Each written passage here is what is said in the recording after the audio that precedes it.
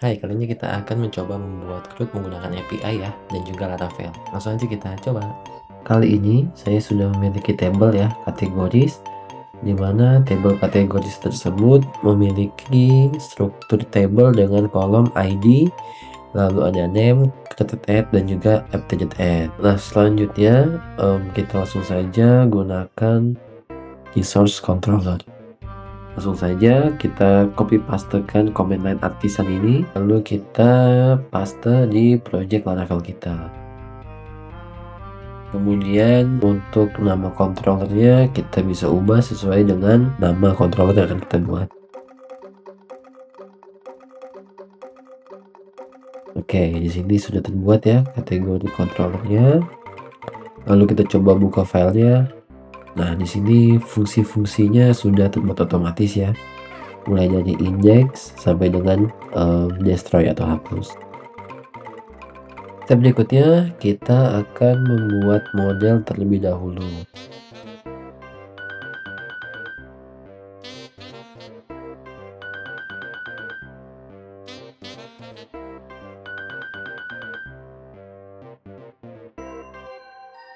Kita buka filenya, lalu kita isi dengan nama tabelnya.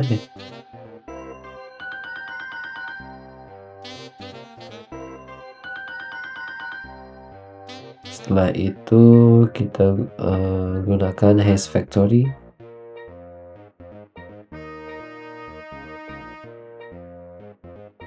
Selanjutnya kita isi kolom-kolom yang ada di table kategoris tersebut. Di sini ada kolom name, lalu created add, dan juga updated add. Selanjutnya kita langsung aja buka ke controller kita. Nah, untuk fungsi index di sini ini berguna untuk menampilkan list seluruh data ya yang ada di table. Langsung saja kita buat. Di sini kita bikin variabel get data, lalu langsung saja kita panggil modelnya. Langsung kita get. Setelah itu kita kirimkan hasilnya menggunakan response JSON ya, dimana data response JSON tersebut kita isi dengan data dari variabel get data, lalu statusnya kita isi sukses,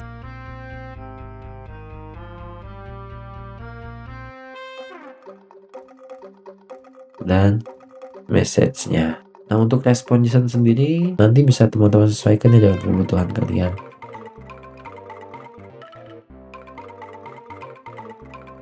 Nah, tahap selanjutnya kita akan membuat root ya.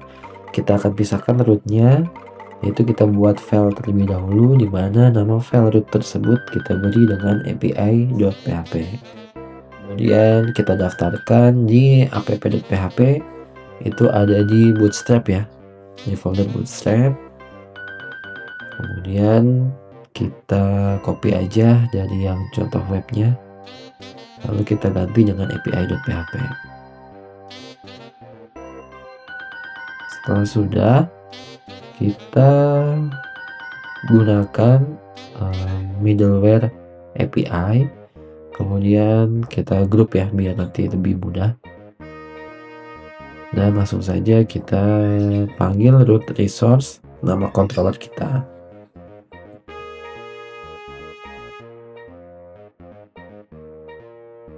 Lalu kita arahkan ke controller kita.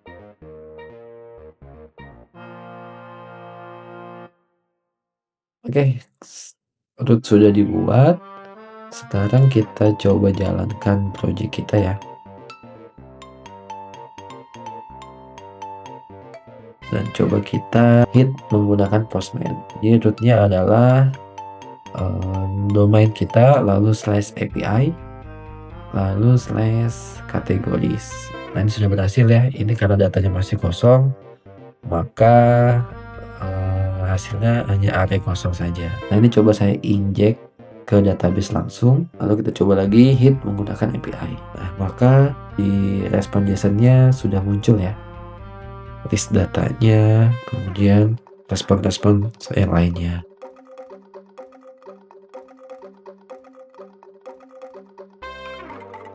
Kemudian kita masuk ke bagian penyimpanan atau save data menggunakan API.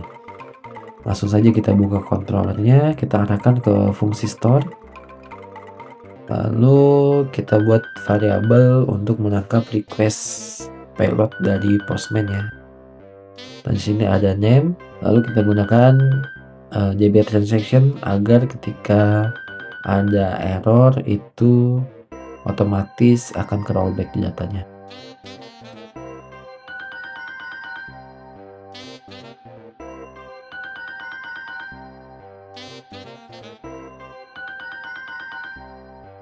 Nah, langsung kita buat variabel save, lalu model kategori, kemudian create namanya,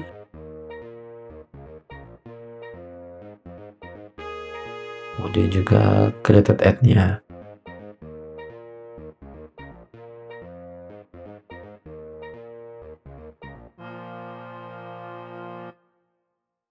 Setelah itu jangan lupa DB commit-nya karena kita menggunakan DB transaction ya.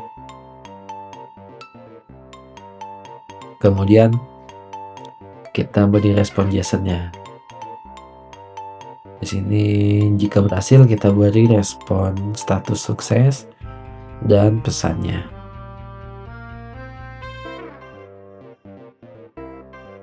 Kemudian jika ada error atau kegagalan, kita lakukan rollback.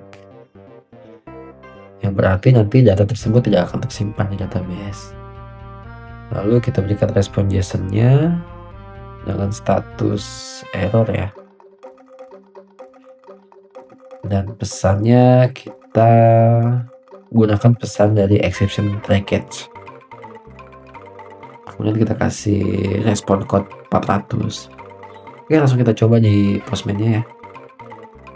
Jangan lupa kita gunakan metode post dan URL-nya juga sama, nama domain kita, lalu /API dan /categories. Sekali lagi metodenya jangan lupa dengan metode yang post ya. Nah, pada bagian body kita bisa isi di form datanya. Ini kita isi name, lalu value-nya kita isi, kemudian kita save. Dan ini berhasil tersimpan, kita cek aja ke DB-nya, dan ya berhasil tersimpan ya. Kemudian coba kita isi dengan 0 atau kosong.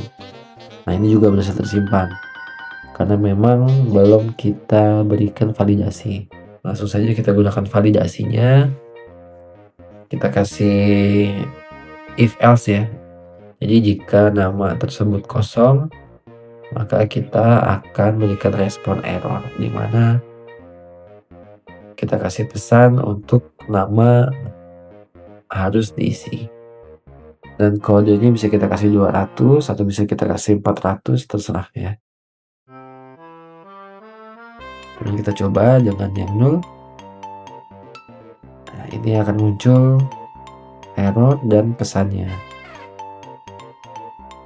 Lalu selain menggunakan form data, di Postman juga kita bisa menggunakan yang raw ya.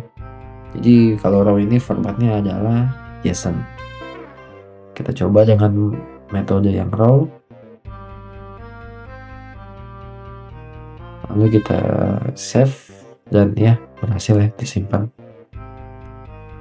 Kita lihat di database juga berhasil. Oke, selanjutnya yaitu fungsi untuk melihat detail data ya. Langsung saja kita masuk ke fungsi pada bagian show. Langsung saja kita buat variabel untuk melakukan query ya menggunakan model atau LQL. Di sini kita gunakan find, langsung saja ID-nya.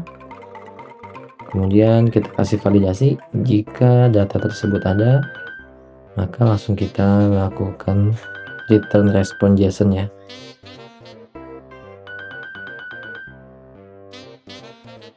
Di sini pesan JSON-nya yaitu kita beri dengan status biasa, kita isi dengan sukses, lalu datanya kita taruh ya variabel data, kemudian pesannya.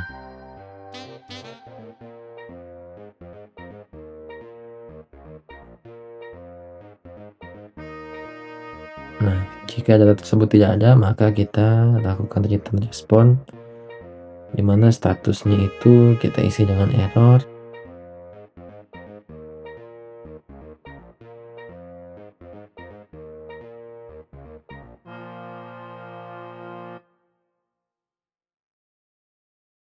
datanya kita isi 0 dan pesannya data tidak ditemukan.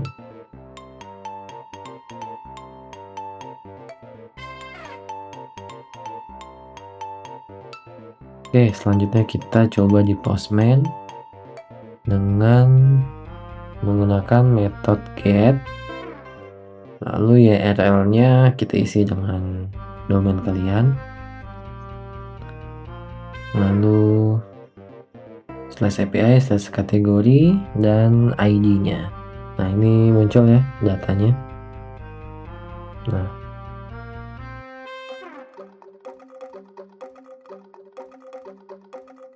untuk data yang tidak ditemukan, maka responnya seperti ini.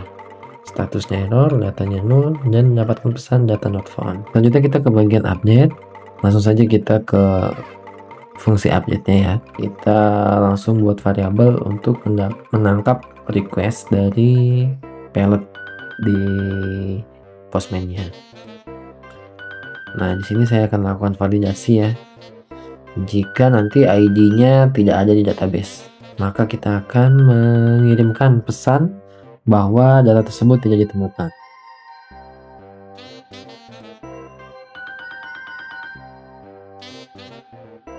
Nah, langsung saja kita lakukan pengecekannya menggunakan model dan juga find.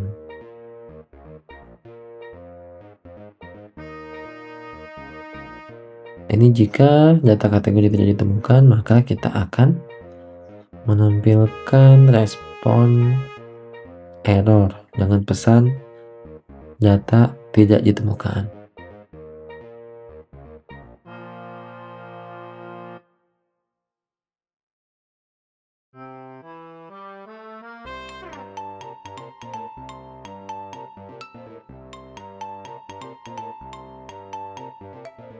Nah, berikutnya kita lakukan update data ya menggunakan db transaction, sama halnya seperti dengan yang save.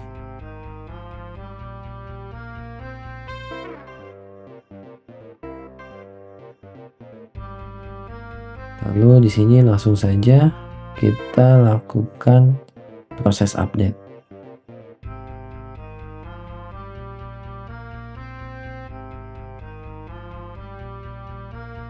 Kemudian data apa yang kita update? Yang pertama adalah name, lalu tanggal update-nya juga perlu kita simpan.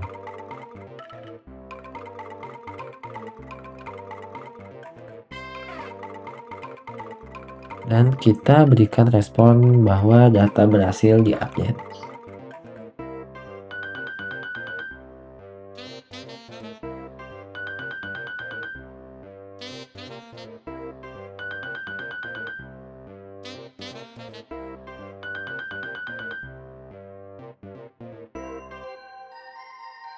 Nah, jika terjadi error, kita lakukan rollback ya, dan juga kita berikan respon error atau pesan gagal.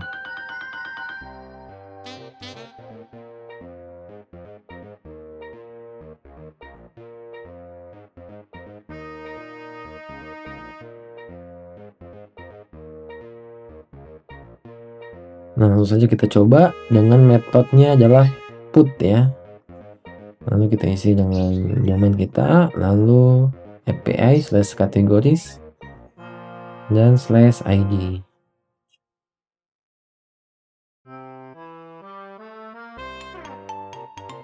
Nah, body-nya kita isi dengan menggunakan metode raw, lalu kita isi payload-nya. Nah, ini bisa diupdate. Kita coba cek database ya.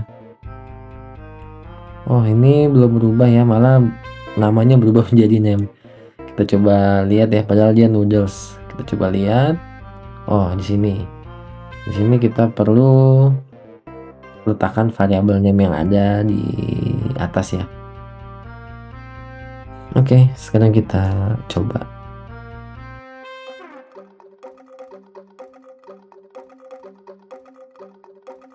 Dan ya, berhasil terubah ya.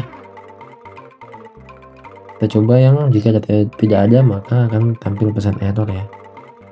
Ini status code-nya masih 200, bisa kalian ubah ya, mau gunakan 400 atau berapa. Nah, ini kita gunakan yang status code-nya 400.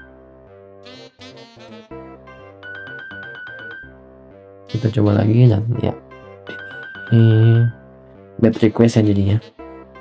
Selanjutnya kita ke metode delete ya. Langsung saja kita masuk ke function destroy. Kita lakukan pengambilan data ya yang ada di database berdasarkan ID. Nah, biasa kita lakukan validasi dulu. Kalau data tersebut tidak ada, kita akan menampilkan pesan data tidak ditemukan.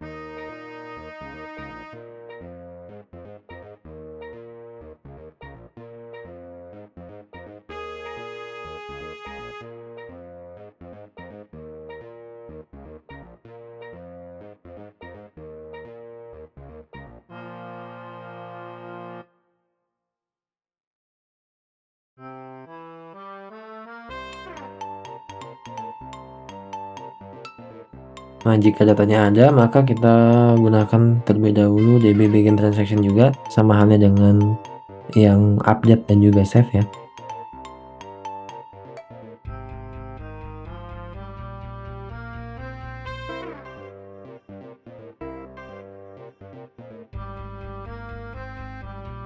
Nah, langsung aja kita lakukan delete ya.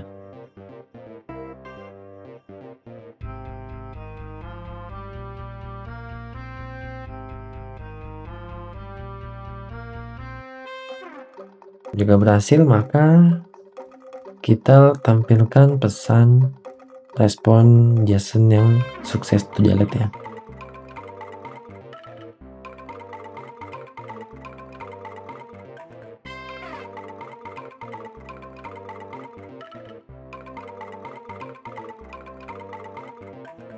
Dan jika gagal, maka kita akan tampilkan pesan gagal.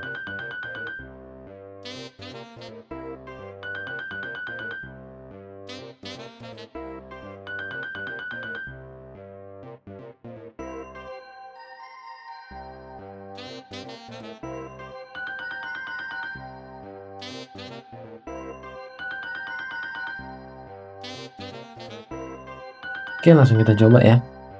Di sini di Postman kita gunakan metode delete, lalu kita input URL-nya.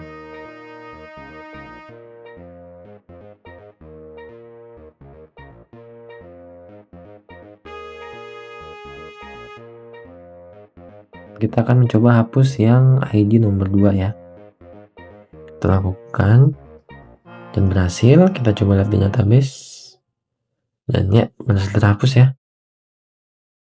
Mungkin itu aja tutorial CRUD menggunakan API ya dengan Laravel, dan semoga membantu.